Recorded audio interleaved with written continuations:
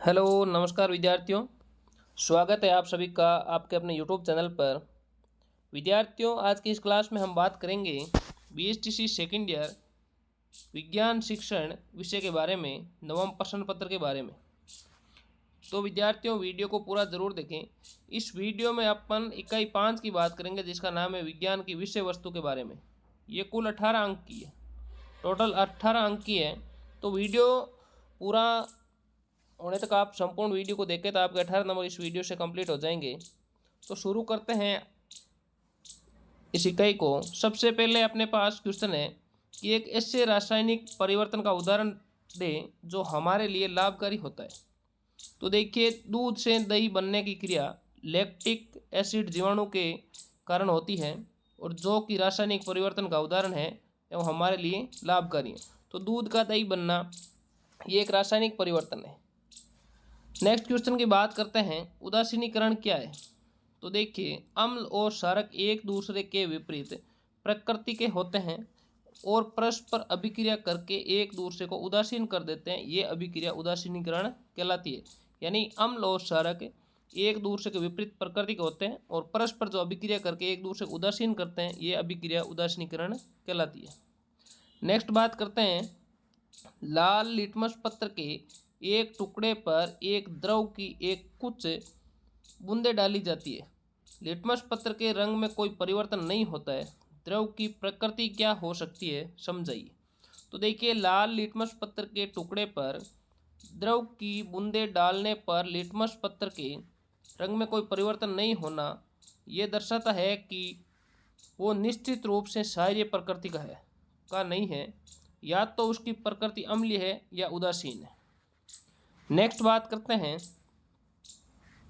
तो सबसे पहले आगे देखिए क्वेश्चन, आघात वर्धनीयता एवं भंगुरता से क्या तात्पर्य है। आघात वर्धनीयता एवं भंगुरता से क्या तात्पर्य है। तो धातुएं चोट मारने पर चपटी यानी चद्दर के समान हो जाती है, इस गुण को आघात वर्धनीयता कहते हैं। ये धातुएं चोट मारने पर टूट जाते हैं, इस गुण को भंगुरता कहते हैं। यानी चोट मारने पर जो धातुएं हैं वो चद्दर के रूप में हो जाती है, तो इसको तो कहते हैं धातुओं के आघात वर्धनीयता के गुण। और जो ये धातु होती है उसको चोट मारने पर ये टूट जाती है, उसका भंगुर हो जाता है, तो इसको कहते हैं भंगुरता। नेक्स्ट बात करते हैं, लोहे के पेचकस पर प्लास्टिक या लकड़ी का हत्था क्यों लगाया जाता है। यानी जो लोहे का पेचकस होता है उस पर प्लास्टिक या लकड़ी का हत्था क्यों लगाया जाता है। तो लोहा एक धातु है, धातुएं विद्युत की सुचालक होती हैं। लोहे के पेचकस पर प्लास्टिक या लकड़ी का हत्था विद्युत की सुचालकता को रोकने के लिए लगाया जाता है, ताकि विद्युत कार्य करते समय करंट नहीं आए। नेक्स्ट बात करते हैं, धातु जल से अभिक्रिया कर क्या बनाते हैं। तो देखिए, धातु जल से अभिक्रिया करके हाइड्रोजन गैस बनाते हैं। उदाहरण के लिए देखिए, जो सोडियम है, सोडियम धातु जल से क्रिया कर हाइड्रोजन गैस और सोडियम हाइड्रोक्साइड का विलयन देता है। तो देखिए, 2Na यानी सोडियम, उसके साथ में 2H2O जल, तो इससे NaOH प्लस H2 यानी हाइड्रोजन गैस है वो उत्पन्न हुई है। नेक्स्ट बात करते हैं अपन, धातु और ए धातु ऑक्सीजन से क्रिया कर क्या बनाते हैं। धातु और ए धातु दोनों वायु की ऑक्सीजन से अभिक्रिया करके ऑक्साइड बनाते हैं। ऐसी कौन सी धातु जो द्रव अवस्था में पाई जाती है और उसका उपयोग एक डॉक्टरी उपकरण में होता है। तो देखिए, वो है पारा, मरकरी Hg है। पारा एक ऐसी धातु है जो द्रव अवस्था में पाई जाती है। इसका उपयोग बुखार मापने के लिए प्रयुक्त किए जाने वाली डॉक्टरी उपकरण थर्मामीटर में किया जाता है। तो पारा है वो द्रव अवस्था में पाया जाता है, एक ऐसी धातु है।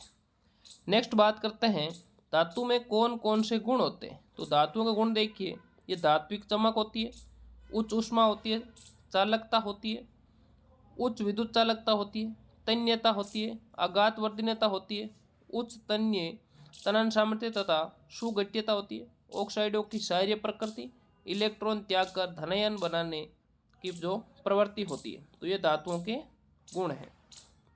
नेक्स्ट बात करते हैं, सबसे जो बड़ी कोशिका है उसका उदाहरण दीजिए। तो जो सबसे जंतुओं में शुतुरमुर्ग का जो अंडा है ये सबसे बड़ी कोशिका का उदाहरण है। नेक्स्ट बात करते हैं, पादप कोशिका में केंद्रक, कोशिका में किनारे पर पाए जाने का क्या कारण है? जो पादप कोशिका में जो केंद्रक है वो कोशिका में किनारे पर पाए जाने का क्या कारण है?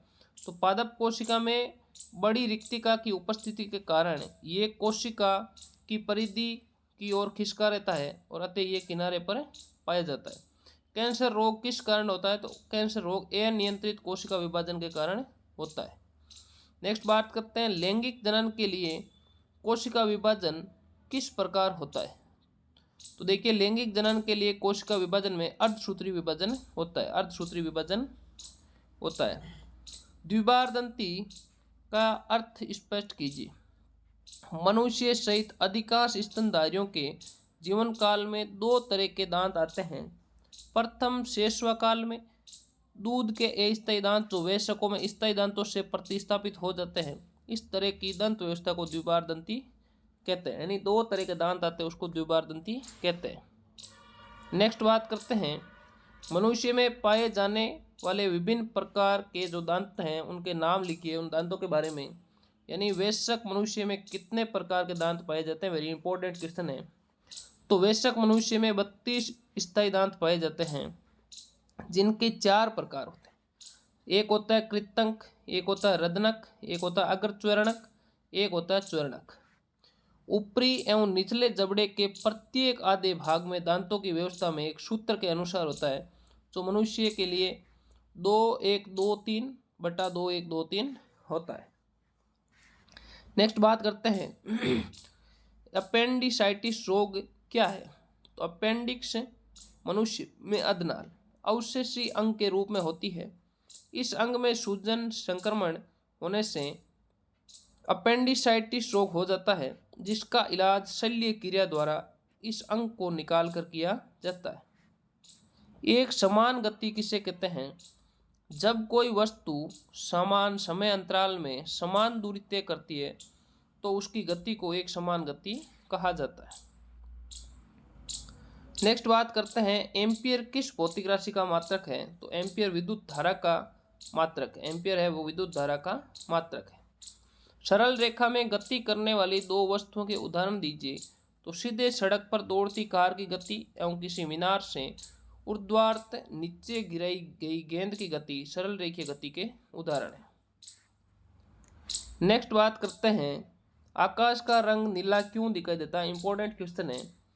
तो देखिए सूर्य से आने वाले प्रकाश जो विभिन्न रंगों का मिश्रण जब वायुमंडल में होकर गुजरता है तो मार्ग में आने वाले हवाओं के अणुओं तथा धूल एवं अन्य पदार्थों के सूक्ष्म कणों द्वारा इसका प्रकीर्णन हो जाता है। बैंगनी रंग के प्रकाश का प्रकीर्णन सबसे अधिक तथा लाल रंग के प्रकाश का प्रकीर्णन सबसे कम होता है।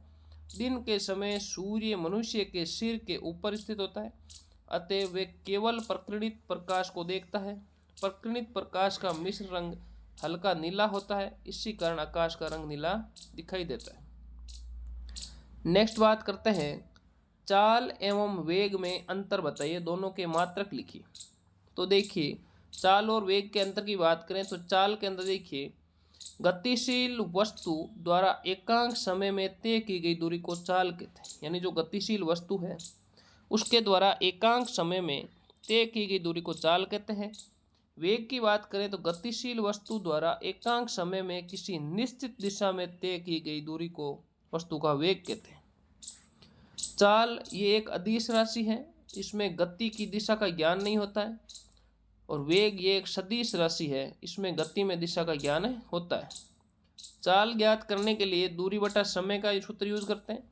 वेग ज्ञात करने के लिए विस्थापन बटा समय का सूत्र याद करते हैं।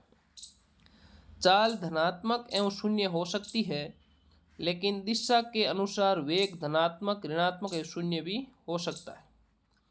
अब देखिए चाल का जो SI मात्रक है मीटर प्रति सेकंड और वेग का SI मात्रक मीटर प्रति सेकंड होता है। इसका भी मीटर प्रति सेकंड ही होता है। नेक्स्ट बात करते हैं अम्ल क्षार एवं लवण की पहचान किस प्रकार की जा सकती है? तो देखिए सबसे पहले बात करते हैं अम्ल की। अम्ल की पहचान हेतु उसकी कुछ बूंदें नीले लिटमस पत्र पर डाली जाती है। यदि लिटमस पत्र लाल रंग का हो जाता है तो विलयन अम्ल है। अम्ल की पहचान हेतु उसमें फिनोलेप्थिन का विलयन जो रंगहीन होता है डाला जाता है। यदि फिनोलेप्थिन का रंग परिवर्तित नहीं होता तो विलयन अम्ल है। अम्ल की पहचान हेतु उसमें थोड़ी सी हल्दी मिलाई जाती है। यदि विलयन का रंग पीला हो जाता है तो विलयन अम्ल है। बात करते हैं सार की। सार की पहचान हेतु उसकी कुछ बूंदें लाल लिटमस पत्र पर डाली जाती है। यदि लिटमस पत्र का रंग नीला हो जाता है तो विलयन सार है। सार की पहचान हेतु उसमें फिनोलेप्थिन के रंगहीन विलयन की कुछ बूंदें डाली जाती है। यदि विलयन का रंग गुलाबी हो जाता है तो विलयन सार है। और सार की पहचान हेतु उसमें थोड़ी सी हल्दी मिलाई जाती है। यदि विलयन का रंग लाल हो जाता है तो विलयन सार है। बात करते हैं लवण की। लवण की पहचान हेतु उसके संपर्क में नीले व लाल दोनों प्रकार के लिटमस पत्रों को लाते हैं। यदि दोनों का रंग ही परिवर्तित नहीं होता तो विलयन लवण है। नेक्स्ट बात करते हैं दैनिक जीवन में उपयोग आने वाली वस्तुओं में से चार विद्युत की सुचालक एवं कुचालक वस्तुओं की सारणी तैयार कीजिए। तो विद्युत के सुचालक और इधर कुचालक लिखना है। लोहे की चाबी विद्युत की सुचालक होती है, तांबे की पत्ती होती है, एल्यूमिनियम की तार होती है और ग्रेफाइट होता है। ये विद्युत के सुचालक हैं। कुचालक की बात करें तो कागज है, लकड़ी का गुटका है, माचिस की तिल्ली है, प्लास्टिक की स्केल है। नेक्स्ट बात करते हैं विद्युत धारा के ऊष्मीय प्रभाव पर आधारित उपकरणों की सूची बनाइए। तो विद्युत धारा के ऊष्मीय प्रभाव पर आधारित उपकरण है वो हीटर है, इस्त्री है, गीजर है, ओवन है आदि। विद्युत फ्यूज की उपयोगिता बताइए। तो कुछ विशेष पदार्थों के बने तारों से जब अधिक विद्युत धारा प्रवाहित होती है तब वे शीघ्र ही पिघलकर टूट जाते हैं। इन तारों का उपयोग विद्युत फ्यूज बनाने में किया जाता है। ये एक ऐसी सुरक्षा युक्ति है घरेलू विद्युत परिपथ को लघु पथक यानी सर्किट बचाने के लिए उपयोग किया जाता है। नेक्स्ट बात करते हैं भौतिक एवं रासायनिक परिवर्तन में अंतर की बात करते हैं। तो देखिए भौतिक परिवर्तन की बात करते हैं, इधर रासायनिक परिवर्तन की बात करते हैं। भौतिक परिवर्तन में कोई नया पदार्थ नहीं बनता, जबकि रासायनिक पदार्थ में नया पदार्थ बनता है। रासायनिक परिवर्तन होता है उसमें नया पदार्थ बनता है और भौतिक पदार्थ में परिवर्तन में कोई नया पदार्थ नहीं बनता है। इसमें पदार्थ के संगठक में कोई परिवर्तन नहीं होता, यानी भौतिक जो परिवर्तन है इसमें पदार्थ के संगठन में कोई परिवर्तन नहीं होता। और रासायनिक परिवर्तन है इसमें पदार्थ का संगठन परिवर्तित हो जाता है।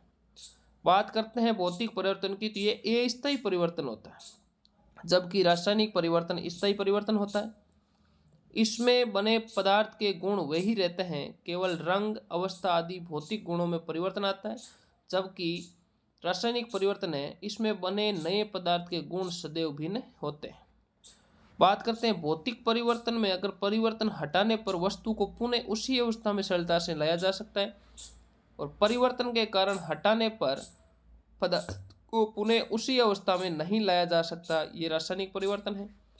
भौतिक परिवर्तन में पदार्थ के भार में कोई अंतर नहीं होता, जबकि रासायनिक परिवर्तन में इसमें पदार्थ के भार में अंतर आ जाता है। और इसमें ताप, प्रकाश, विद्युत आदि का उत्सर्जन एवं अवशोषण अनिवार्य नहीं होता, जबकि रासायनिक परिवर्तन में प्राय ताप, प्रकाश, विद्युत आदि का उत्सर्जन या अवशोषण होता है। नेक्स्ट बात करते हैं वाष्पो उत्सर्जन क्या है, प्रयोग द्वारा समझाइए। तो देखिए इंपॉर्टेंट क्वेश्चन है। पत्ती द्वारा अनावश्यक पानी को रंध्रों से वाष्प के रूप में बाहर निकाला जाता है। तो पत्ती के ऊपर जो छोटे छोटे छिद्र होते हैं उसे रंध्र कहते हैं। तो उनके रंध्रों के द्वारा वाष्प के रूप में पत्ती के द्वारा जो पानी है वो बाहर निकाला जाता है। पत्ती द्वारा जल वाष्प को बाहर निकालने की क्रिया को वाष्पोत्सर्जन कहते हैं। प्रयोग द्वारा वाष्पोत्सर्जन देखा जा सकता है। तो देखिए प्रयोग की बात करें तो गमले में लगा एक पौधा लो और उसे पॉलीथीन की थैली में चित्रानुसार बांध दो। यानी एक गमले में जो ये पौधा है इस पौधे को लेना है और इसके बार बार एक पॉलीथीन की थैली लगा देनी है। इसमें गमले को कुछ समय के लिए धूप में रख देंगे। कुछ समय बाद निरीक्षण करने पर तुम देखोगे कि पॉलीथीन की थैली की भीतरी सतह पर छोटी छोटी बूंदें दिखाई देती है। ये जल की बूंदें पत्तियों से वाष्प के रूप में बाहर निकलती हैं। इस प्रकार जल की बूंदें वाष्प के रूप में बाहर निकलती रहती है और वाष्पोत्सर्जन चलता रहता है। तो यानी जो प्लास्टिक की जो थैली है, इसके अंदर छोटी छोटी जो जल की बूंदें हैं, ये कहाँ से आ रही है? जो पत्तियों के ऊपर जो छोटे छोटे छिद्र हैं, रंध्र है, इनसे जो जल वाष्प होता है उसके द्वारा आता है। नेक्स्ट बात करते हैं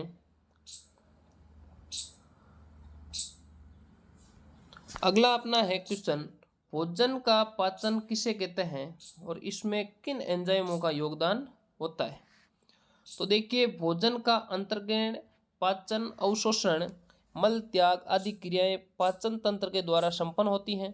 आहार नाल तथा उससे संबंधित पाचन ग्रंथियां सम्मिलित रूप से पाचन तंत्र बनाती हैं। आहार नाल में भोजन के जटिल एवं अघुलनशील अवयव कार्बोहाइड्रेट, प्रोटीन एवं वसा एंजाइम्स के द्वारा घुलनशील एक सरल अवयवों ग्लूकोज, एमिनो अम्ल, वसीय अम्ल में परिवर्तित हो जाते हैं। इस प्रक्रिया को भोजन को पाचन कहते हैं। पाचन क्रिया में निम्नलिखित एंजाइमों का योगदान होता है।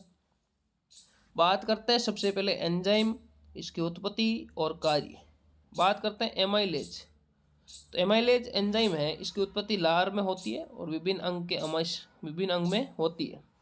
ये स्टार्च का जो पाचन करता है। बात करते हैं पेप्सिन की, तो ये अमाशय के अंदर उत्पत्ति होती है इसकी। ये प्रोटीन को तोड़ता है, अम्लीय माध्यम में सक्रिय होता है। लाइपेज है, ये वसा का पाचन करता है और अग्नाशय से होता है। ट्रिप्सिन है, ये अग्नाशय से होता है, ये छोटी आंत में प्रोटीन को तोड़ता है। इन्वर्टेज है, ये आंत में होता है, शक्कर को ग्लूकोज में, फ्रक्टोज में बदल देता है। और इरेप्सिन होता है, ये छोटी आंत यानी पेप्सिन व ट्रिप्सिन द्वारा तोड़े प्रोटीन को और तोड़ता है। और माल्टेज ये छोटी आंत में उत्पन्न होता है और माल्टेज को ग्लूकोज में तब्दील करता है। नेक्स्ट बात करते हैं मानव पाचन तंत्र की क्रियाविधि का सचित्र वर्णन कीजिए। वेरी वेरी इंपॉर्टेंट क्वेश्चन है और ये बड़ा 6 नंबर का क्वेश्चन आने की संभावना है पूरी। बात करते हैं मानव पाचन तंत्र की।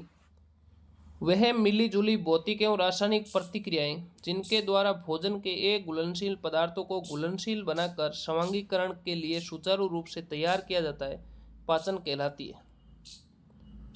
बात करते हैं पाचन क्रिया की।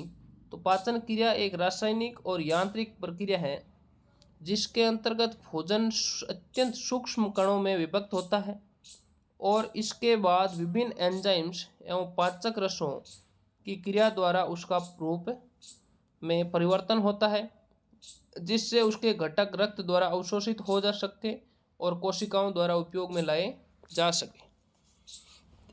तो ये मानव पाचन तंत्र का जो चित्र आपको दिख रहा है, सबसे पहले मुख हुआ है, मुख है, उसके बाद में इधर मुख, फिर ये इधर ग्रसिका हो गई, ये ग्रसिका है, नीचे ये आमाशय हो गया और इधर ये यकृत हो गया और इधर ये पित्ताशय है जिसके अंदर पित्त निर्माण होता है।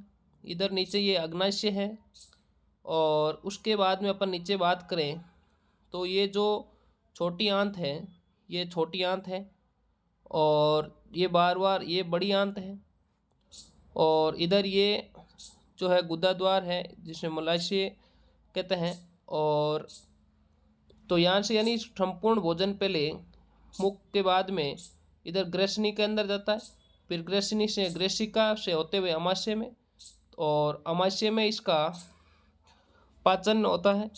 उसके बाद में ये छोटी आंत में, और अमाशय के भी 3 भाग होते हैं और छोटी आंत के भी 3 भाग होते हैं और बड़ी आंत के भी 3 भाग होते हैं। तो इस तरह से ये भोजन का पाचन होता है। तो ये आपको पूरा पाचन तंत्र है। तो इसका आप एक बार पाचन तंत्र का चित्र है, इसका आप स्क्रीनशॉट ले लीजिए तो आपको बनाने में आसानी रहेगी। 1-2 बार बना के ट्राई कीजिए। नेक्स्ट बात करते हैं पाचन तंत्र है उसके बारे में आगे बात करें तो पाचन की ये प्रक्रिया प्रमुख रूप से पाचन अंगों से स्रावित रसों की क्रिया से संपन्न होती है। इस क्रिया में carbohydrate, glucose, fructose, galactose, sucrose, maltose तथा लैक्टोज आदि सरल शर्कराओं में परिवर्तन होकर औषधीय बनते हैं। प्रोटीन, एमिनो एसिड्स, वसा, वसीय, उत्तक अम्ल तथा ग्लिसरॉल में परिवर्तित हो जाती है। कार्बोहाइड्रेट, वसा एवं प्रोटीन पाचन संस्था द्वारा विखंडित होकर ऐसे सरल द्रवों में परिवर्तित हो जाते हैं जिससे वे ऊतकों द्वारा आसानी से अवशोषित हो सके। जल, खनिज, लवण एवं विटामिन का सेवन जिस रूप में किया जाता है वे उसी रूप में अवशोषित हो जाता है। शरीर की कोशिकाओं द्वारा उसी रूप में उसका उपयोग किया जाता है। जो पदार्थ आंतों में खंडित नहीं होते वे पच नहीं पाते, उन्हें मल के रूप में शरीर से बाहर निकाल दिया जाता है। पाचन नली या पोषण नाल मुंह से लेकर गुदा द्वार तक फैली हुई लगभग 9 मीटर यानी 30 फुट लंबी नली होती है। इस नली की भित्ति अनैच्छिक पेशियों द्वारा निर्मित होती है। पाचन अंगों में मुख्य रूप से पाचन नली होती है जिसे पोषण नाल भी कहते हैं। तो ये मुख गुहा से लेकर गुदा द्वार तक होती है। ये लगभग 30 फीट लंबी होती है, जिसमें पाचन रसों की सहायता से पाचन क्रिया संपन्न होती है। पाचन नली का डायफ्राम का नीचे वाला भाग जठरांत्र नली कहलाता है। पाचन संस्थान में निम्नलिखित अंगों का समावेश होता है। सबसे पहले मुख या मुख गुहा कहते हैं, फिर ग्रसनी है, फिर ग्रास नली है, फिर स्टमक है, छोटी आंत है, बड़ी आंत है, मलाशय है और गुद्दीय नली है, गुद्दा द्वार या मल द्वार कहलाता है। उपरोक्त अंगों के अतिरिक्त पाचन संस्थान में पाचन से संबंधित निम्नलिखित सहायक अंग भी समावेशित होते हैं। बात करते हैं दांत, ओष्ठ यानी होठ, जीवा, कपोल या गाल, लार ग्रंथियां, अग्नाशय, यकृत, पित्ताशय। 3 लार ग्रंथियां पाई जाती है मनुष्य के अंदर। और नेक्स्ट बात करते हैं तो इस संस्थान में पाचक नली के सभी भाग क्रमवार एक दूसरे से इस प्रकार जुड़ते हैं कि भोजन मुंह के भीतर जाकर प्रत्येक भाग से होते हुए अवशिष्ट रूप से निकल जाता है। पाचन नाल या पोषण नाल मुंह से आरंभ होकर क्रमशः ग्रसनी, जिसमें श्वास प्रणाल, नासा नलिका तथा यूस्ट्रेचियन ट्यूब के छिद्र खुलते हैं। पोषण नाल में ग्रसनी के बाद ग्रास नली होती है जो गर्दन से होती हुई उदर गुहा में प्रवेश कर जाती है। यहाँ एक थैली के समान रचना अमाशय होती है। इस थैलीनुमा रचना के बाद पोषण नाल पुनः एक नलिका बन जाती है। इस नली के जठर निर्गय कपाट होता है। इसकी निरंतरता में एक लंबी पतली नली के समान रचना होती है जिसका पूर्वी 25 सेंटीमीटर भाग ग्रहणी कहलाता है। यानी ये छोटी आंत का सबसे जो पहला भाग है वो ग्रहणी कहलाता है और सर्वाधिक पाचन इसी में ही होता है। इस भाग में पित्ताशय से पित्त नलिका तथा अग्नाशय से आने वाले अग्नाशयी नलिका खुलती है। छोटी आंत बड़ी आंत में खुलती है और बड़ी आंत के प्रारंभिक स्थान से 10-15 सेंटीमीटर लंबी एक नलिका जो अंत में बंद होती है अपेंडिक्स कहलाती है। बड़ी आंत के अंतिम भाग को मलाशय कहा जाता है। तो ये जो अपना पाचन तंत्र था संपूर्ण ये कंप्लीट हो चुका है। तो पाचन तंत्र वाला इंपॉर्टेंट क्वेश्चन है, 6 नंबर का आने की पूरी संभावना है। आप अच्छी तरह से तैयार जरूर करें।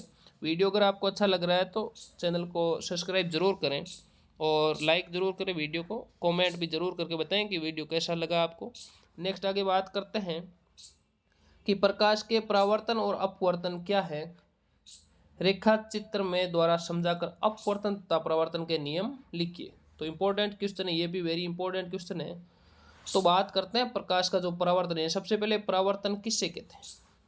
तो प्रकाश का परावर्तन की बात करें, यदि प्रकाश किरण किसी चमकदार पृष्ठ जैसे दर्पण पर आपतित होती है तो वे उसी माध्यम में वापस लौट जाती है। इस घटना को प्रकाश का परावर्तन कहते हैं। तो यानी ये देखिए इधर परावर्तन के लिए एक सीधा कोई दर्पण है और इसके ऊपर जो आपतित किरण है वो यहाँ तक आई और वापस चली गई उन्हीं माध्यम में, बीच में यह अभिलंब होता है।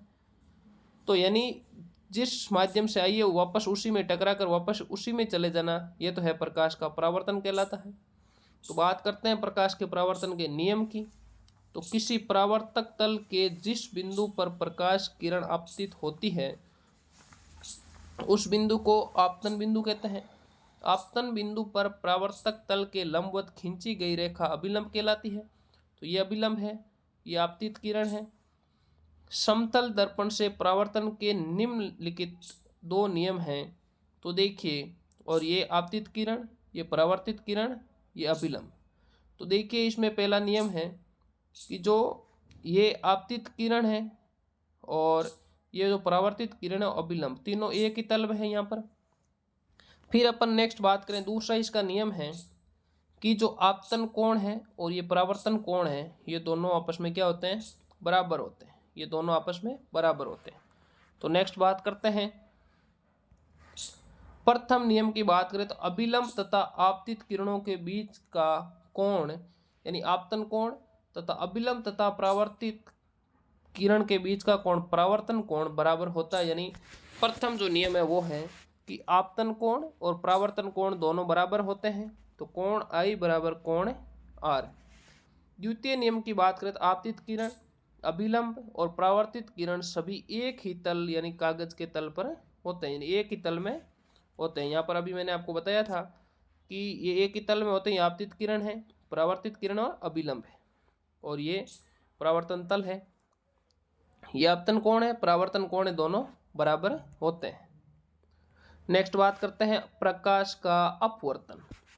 किसी समांगी माध्यम में प्रकाश किरण ऋतु रेखाओं में एक ही चाल से चलती है, परंतु जब प्रकाश की किरण एक पारदर्शी माध्यम से दूसरे पारदर्शी माध्यम में जाती है तो वे अपने प्रारंभिक पथ से हट जाती है। दूसरे माध्यम से प्रकाश की किरण पहले माध्यम के सापेक्ष या तो अभिलंब की ओर झुक जाती है या अभिलंब से दूर हट जाती है। प्रकाश की किरण के एक माध्यम से दूसरे माध्यम में जाने पर अपने पथ से विचलित होने की को प्रकाश का अपवर्तन कहते हैं। जब अपवर्तित किरण आपतित किरण के सापेक्ष अभिलंब की ओर झुकती है, दूसरा माध्यम पहले माध्यम के सापेक्ष सघन कहलाता है, और जब अपवर्तित किरण आपतित किरण के, तो देखिए प्रकाश के अपवर्तन की अपन बात करें तो यानी जो परावर्तक जो तल है, देखिए तो जब कोई प्रकाश की किरण इधर आती है और ये एक अभिलंब है तो आती है, तो ये क्या करती है कि टकरा कर ये क्या होती है कि जो एक सीधी रेखा में गमन करनी होती है सीधी नहीं रख करके और ये थोड़ी सी अपने पथ से भटक जाती है, तो ये प्रकाश का अपवर्तन कहलाता है। नेक्स्ट अपन बात करें तो देखिए अगला अपना क्वेश्चन है, मानव नेत्र की संरचना को नामांकित चित्र बनाइए। तो देखिए मानव नेत्र की संरचना का नामांकित चित्र बनाकर उसका वर्णन कीजिए और नेत्र की संरचना एवं कार्यविधि का उल्लेख कीजिए। तो ये इंपॉर्टेंट क्वेश्चन है। बात करते हैं, ये मानव नेत्र का जो चित्र है वो है, तो ये इधर यहाँ पर रेटिना है, ये कॉर्निया का भाग है